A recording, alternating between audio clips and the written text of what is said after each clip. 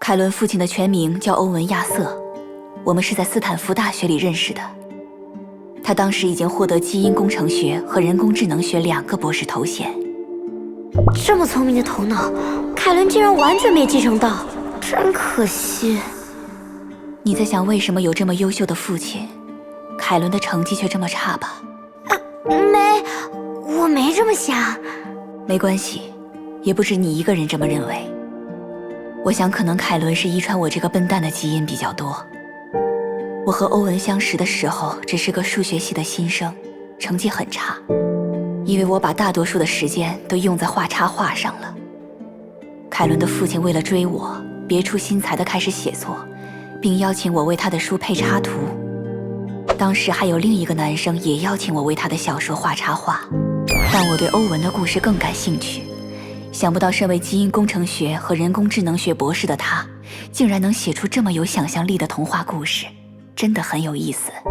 于是我拒绝了另一个人的邀请，开始与欧文联合创作，同时也慢慢产生了感情。等到大学毕业后，顺理成章的我们结婚了，而欧文也接受了德国慕尼黑大学客座讲师的职位，一边教书一边写作。也正是在慕尼黑大学的这段时间，彻底改变了欧文的人生。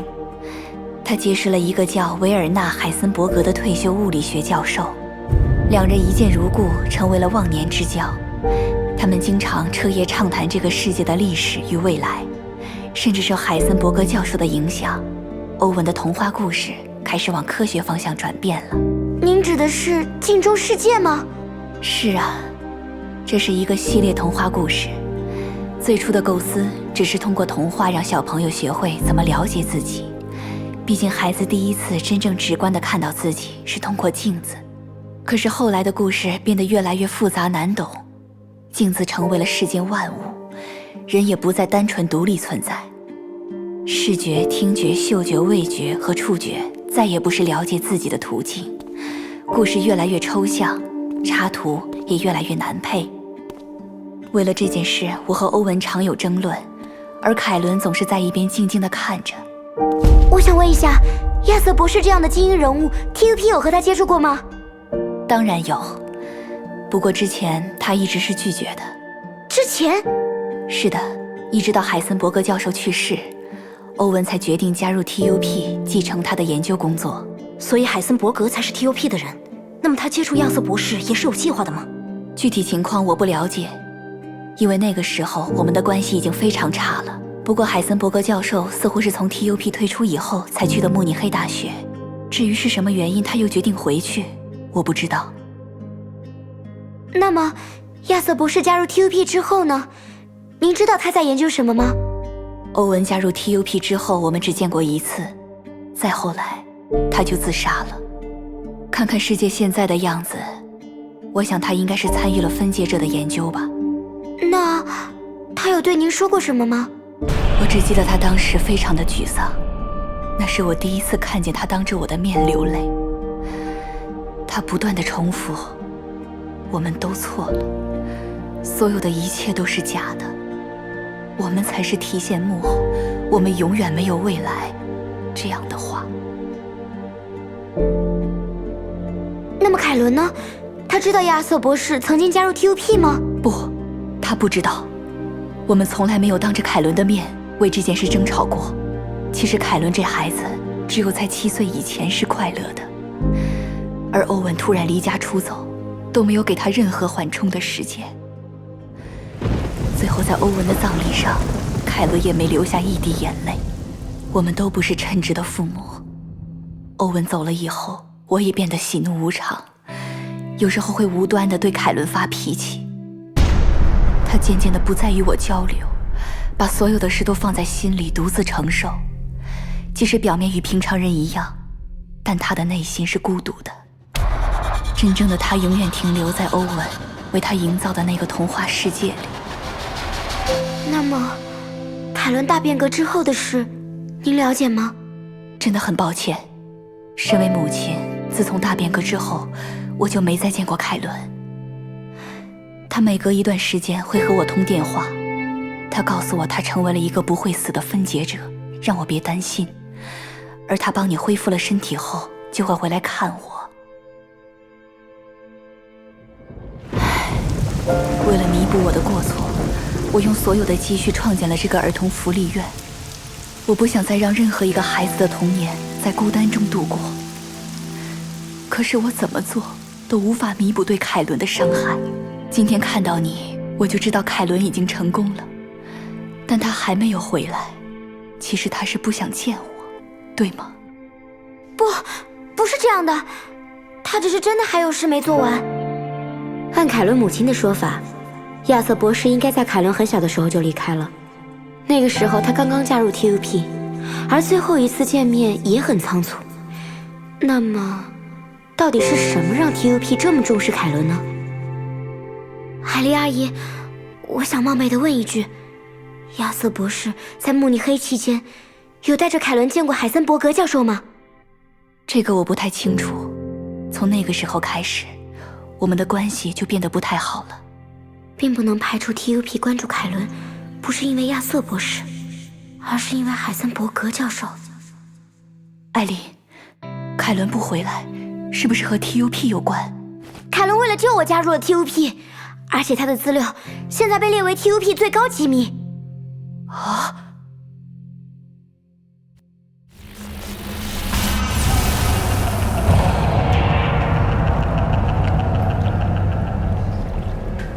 秀，差不多可以收手了吧？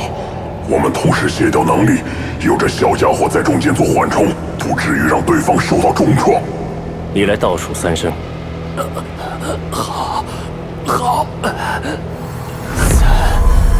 秀，你就这么不信任我吗？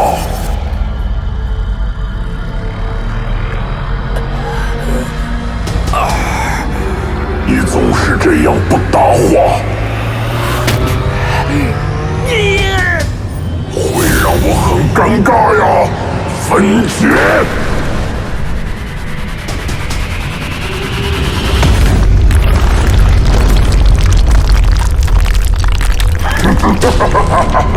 秀，你确实不应该相信我。撤回分解场，想不到你也有听真的时候。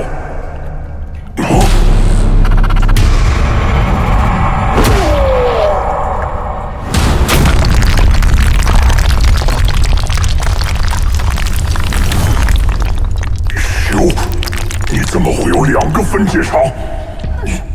你没有卸掉能力。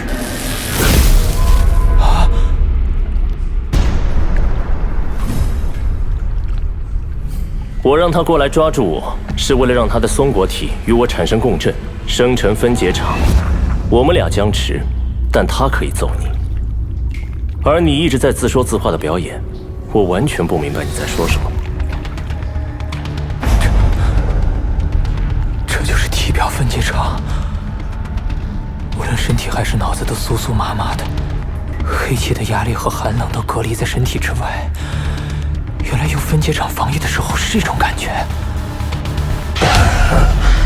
我真应该好好反省一下，总是忘记你这家伙是完全不听别人说话的。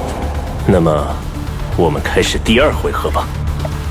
别开玩笑了，同时面对2个不死人，我们没那么傻。而且你也别指望独占全能分解者的秘密，这小子的灵魂很奇怪，小心不要反受其害。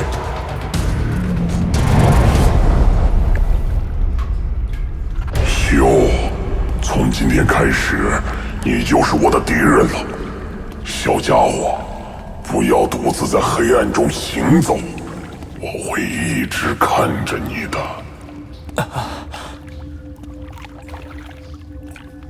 秀，我和你们没什么好说的。我觉得你的松果体已经可以摘掉了，像扶着个瘫痪的老头在跑步一样，震动得拖拖拉拉。还有，别再说你是我的徒弟，我丢不起这个人。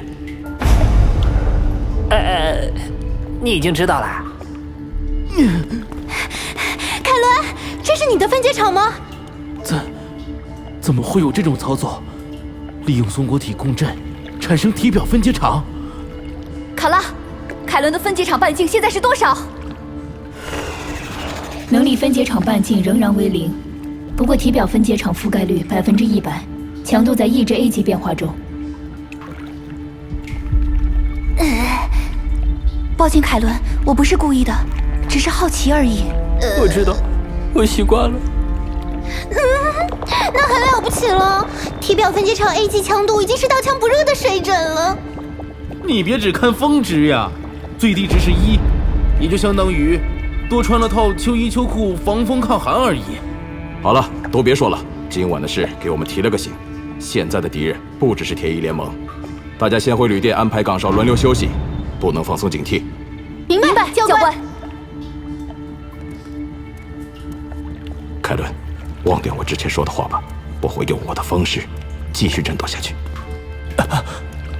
另外，你已经不是 TOP 的人了，这次是否参战，你自己选择。克里曼，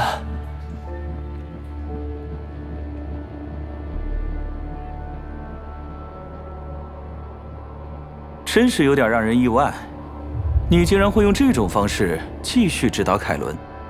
意外吗？你把凯伦带来找我的目的，不就是让我对他产生兴趣？一个完全不同于我，真正的不死人。所以，连你也觉得他与众不同？当他还在你们包里的时候，我就感觉到了，只不过当时无法确定里面到底是什么。那么你现在觉得呢？不知道。所以你指导他如何像分解者一样战斗，就是想看看他最终能变成什么样吧？明知故问。其他分解者是不可能这样教的，让不死者来指导另一个不死人。你的算盘打得不错，不过你这样替他把前进的道路铺平，甚至连对手都精心挑选，看来你很急着让他强大起来呀。哎，有这么明显吗？他的灵魂很奇怪，似乎多了一点什么，或者少了些什么。你这样拔苗助长，有可能会失控的。那不是很有趣？未知让人恐惧，但未知更让人期待。倒是你，切尔姆城与老 K 开战，你会站在哪一边？还是你又要隐匿起来去流浪？你不觉得你的问题太多了吗？有这个时间，不如想想我们的约定，不然你可能会看不到两军对垒的场面。这个你放心，我已经全力去收集情报了，相信这几天就会有消息回来。Fred， 你对这个世界怎么看？哎，怎么突然问我这个问题？因为我觉得这个世界和你一样，徒有虚表。都说你不爱说话，看来是个误解啊。有些事心里明白就行，不要说出来嘛。我们所在的这个星球叫地球，跟你们的星球拥有同样的名字，同样的外观。这不仅仅是巧合。父亲用这句话作为开场白，创作了镜中世界。而我认为，这不仅仅是一本童话故事。这个系列中有一个叫照镜子的恶魔的故事让我印象特别深刻，讲的是一个恶魔每次照镜子的时候，看到的自己都是一个天使，这让恶魔非常的迷惑。他总是怀疑自己是不是恶魔，是不是在镜子中看到的模样，所以他不断去找其他人求证。然而，每个人对他的描述都是不同的。恶魔越来越混乱，越来越偏激，他认为所有人都在欺骗他。慢慢的，一个一个的，他吃掉了那个星球上所有的人。整个世界都安静了。这个星球上再也没有人能告诉恶魔他到底是什么样子。恶魔只得再次回到镜子前面凝视自己。你真的是我吗？恶魔问。镜子里的天使没有回应。恶魔伸出手触碰镜子，你真的是我吗？恶魔再次问。镜子里的天使仍然沉默。恶魔愤怒地对着镜子挥出拳头，打中那个天使模样的自己。你绝对不是我！恶魔吼道。镜子碎了，恶魔也碎了，整个世界全碎了。恶魔自始至终都不知道自己到底是什么样子，而故事到这里也就结束了。小的时候我看不明白这个故事到底是什么意思，只是觉得恶魔很可怜，他竟然没办法知道自己长什么样。而父亲对我解释说，所谓的恶魔都藏在看不到的地方，而照镜子时能看到的只是天使。不过母亲可能并不赞同父亲的观点，所以他画了与文字完全相反的插图。那个时候他们彼此都深爱着对方。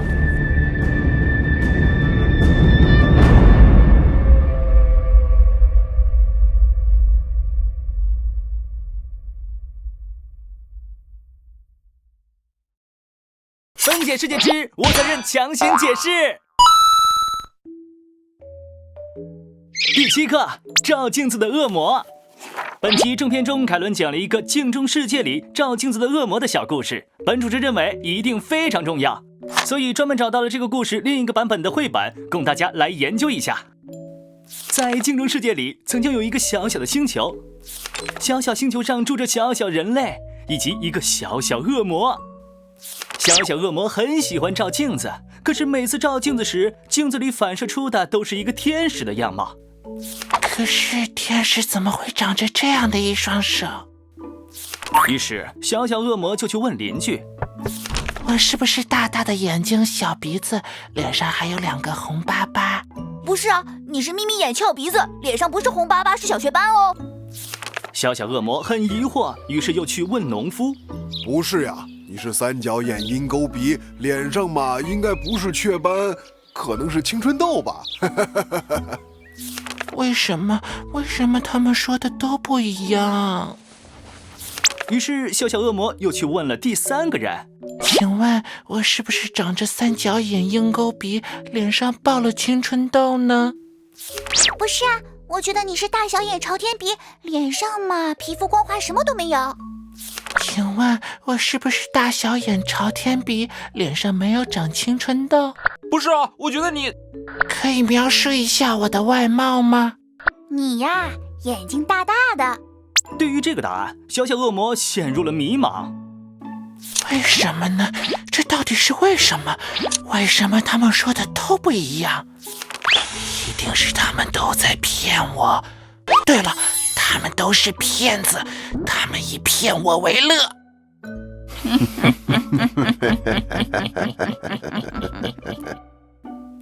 他们在背后嘲笑我是个连自己样子都不知道的愚蠢恶魔啊！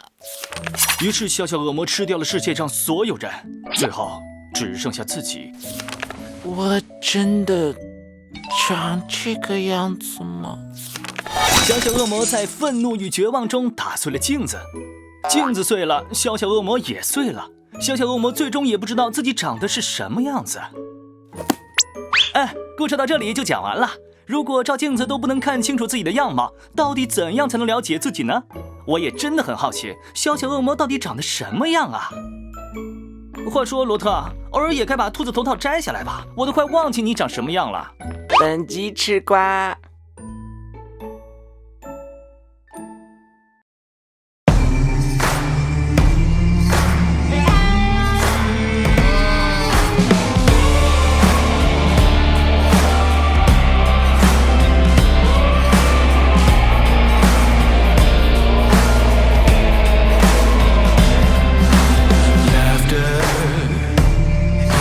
Music to my ears, but it's gone now. look at you. Truth be told,